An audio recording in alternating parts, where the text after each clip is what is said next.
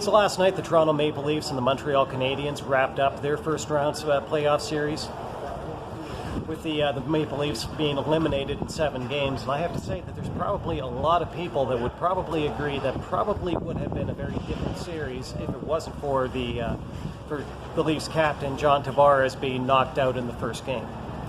And of course, there was also that story that garnered a little bit of attention immediately after. Of course, everybody's talking about that fight between Nick Foligno and Corey Perry, pretty much right after Tavares got knocked out of that game.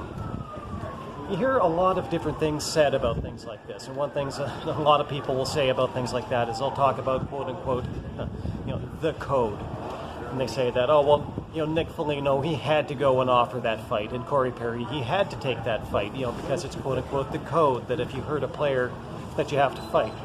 And I have to tell you that if you're one of the people that are saying this, you have flat out no idea what you're talking about, because that's not what the code is. The actual code in hockey is that if you hurt somebody with a dirty hit, a deliberately dirty hit, well, then you have to fight. And that was not a pretty hit by any means. I mean, it was one player came and knocked him down, and while he was on his way down to the ice, Corey Perry come along and got him with the knee.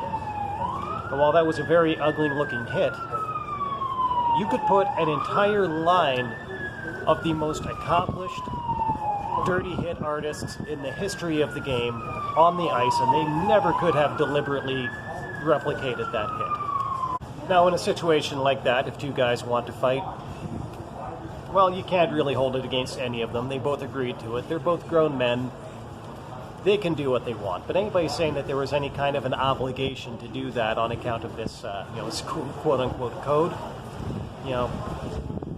maybe needs to go figure out what they're talking about before they go talking about these sorts of things.